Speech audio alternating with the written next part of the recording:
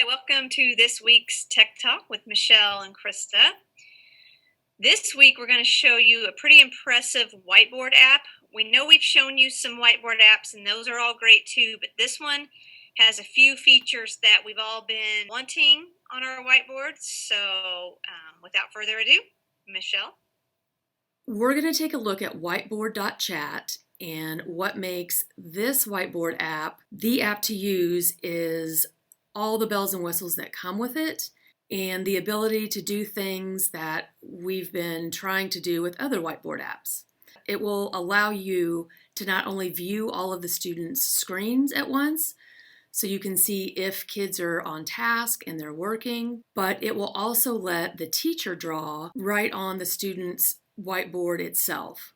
So if a teacher wants to provide feedback or wants to draw on the student's board because, maybe you realize the kid's not doing something the right way, or a student has a great example and you want to be able to showcase that student's work and share it simultaneously across screens. It's great for virtual and in-person learners.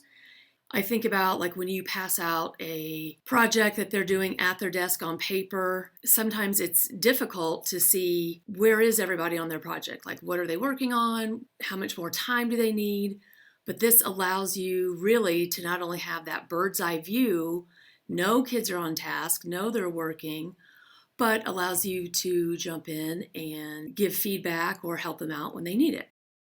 Let's take a look at the app and how you set it up and a few of the tools that are in it. So the first thing you do to get started is you come to Whiteboard.chat and you click Start Drawing. And then you're going to select Start Teaching.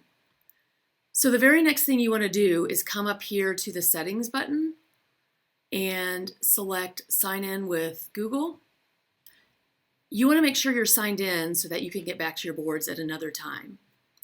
And I have already created a board for us to play around with today, but we wanted to be able to show you what it looks like to invite students and have students join. To invite my class, I'm just going to come over here to the invite in the upper corner. And I want to make sure I'm copying this URL here at the bottom. That way I can just put that directly into Google Classroom and students can join. So now I'm going to go in and show you what it looks like from the student side. Michelle sent that link that she would put on Classroom, and if I'm the student, I'd click on that link, and then I too would just sign in with Google. And this helps with no outsiders joining and no one putting in those inappropriate names. So as a student, you see that the student sees the exact whiteboard that the teacher sent. But also as a student, I can do some of the same things. So if I come up here to the palette, I can choose colored, obviously. But what's really neat, if you come over here to this objects bar, there's all types of things. So I can click on manipulatives and maybe put in a 10 block. So you can see how wonderful that is. I can come down to thinking maps. And we found this to be really cool. I could put in a quick flow map and fill that in. Or I could put in a bubble map.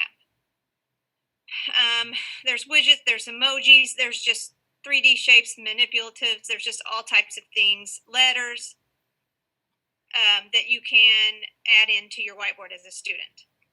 Another toolbar that's pretty interesting, if you come over to the left here, we particularly like the grid option. So as a student and as a teacher, I can choose what my background looks like on my whiteboard. So I could do a music sheet and clear it out, or I could do a programming grid for those programming teachers, just a math grid.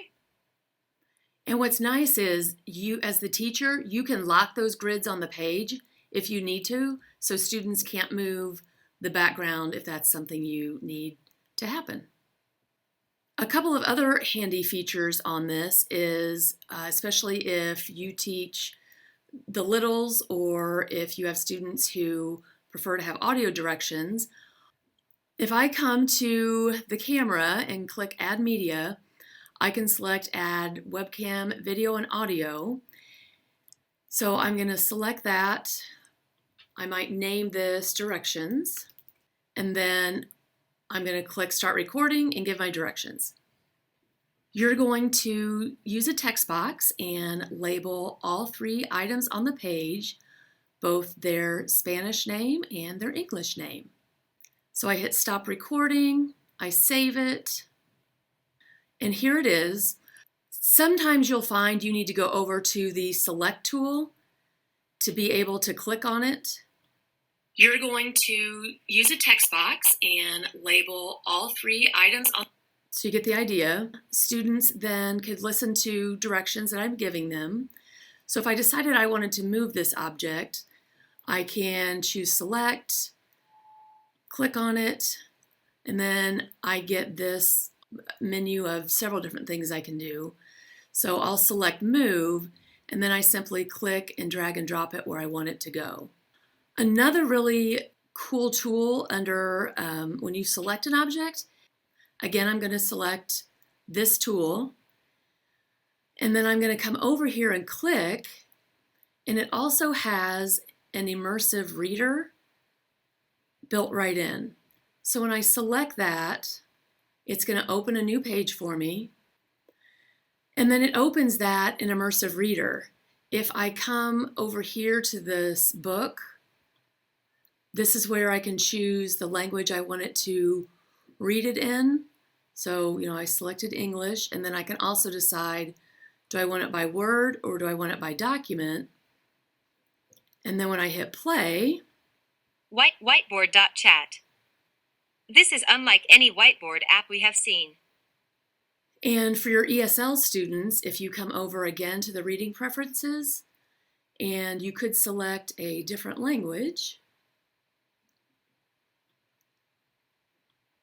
Whiteboard.chat.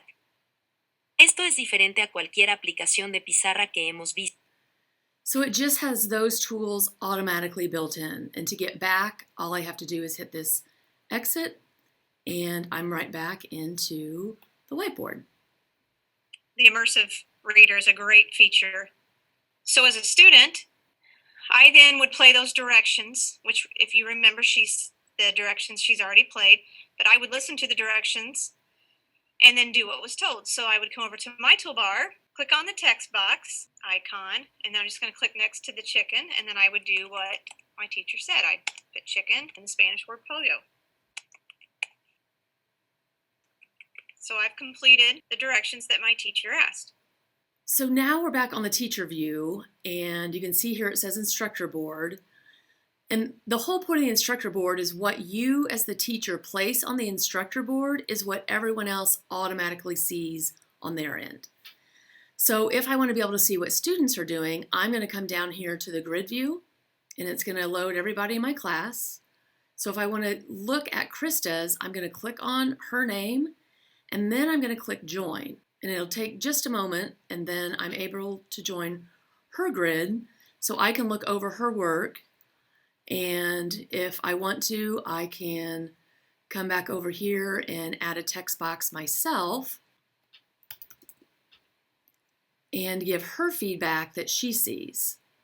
When I'm finished providing her the feedback, I simply go back to grid view, and I can then look at another student.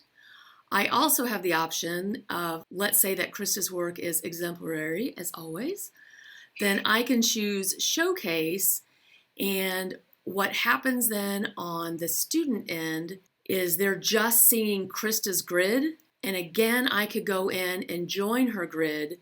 So not only am I showcasing it that everyone's only looking at her grid, but then I could also be drawing and pointing out things on her grid as well. And this to me is what sets, the manipulatives, the objects and all that too, but this part right here is what sets this whiteboard app apart from the others, is the fact that she can join, give me feedback, showcase mine, and hop in and out of the students' boards. So when I'm finished, I can just hit X, so I'm no longer showcasing that board. Now I'm simply sitting in her board, and again, I can go back to the grid view. I can go to instructor to get back to your instructor board, and that's where you can add some other things to your board if you wanted students to have some different things to do, or it's time to move on in the lesson, etc. So right now we're just looking at one page in my grid, but if I come to the bottom and I click over here, it takes me to a second page where I previously added in some tools, and we're going to have Christa show you how those are added in. So as Michelle said, you can add so many tools and different things to your whiteboards. If you click on the tools, here's where you can do your lines and shapes. You can put in more text. The dice, it's kind of fun if you want to roll a dice to choose a person. You can add your web link. You can add a website, calculators. Her little thumbs up, thumbs down is the student signal one. Take a look at these tools. There's a lot of things that you can add into your teacher boards. And students can use these too. I kind of feel like this is classroom screen, like to the nth level, because at least this you can save and go back to your boards, which is a piece a lot of people missed. Yes, in classroom screen, for sure. It puts me in the mind of that too. The last thing we thought that was pretty important to share is when you're in your instructor board, before you share out your link to your students, you want to take a look under settings. And here's why. Let's say I want to grab an object, and every time I do, it's just drawing lines. So the workaround is you go to the select tool and then you're able to click on something. However, I got really frustrated with everything I went to do, ended up in a drawing. So settings will help you with that. If you come up to settings, you can say that you want your default tool to be the select tool. And I think that's probably a really great way to go so they're not accidentally drawing everywhere. And also, we recommend selecting the only logged in users can join the board. That way it forces them to log into Google and you don't have random people joining.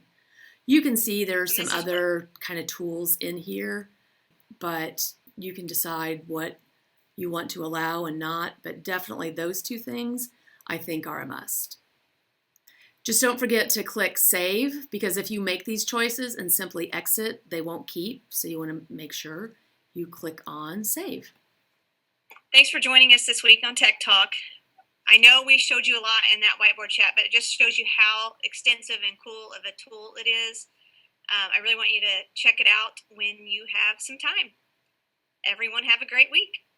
Stay geeky, everyone.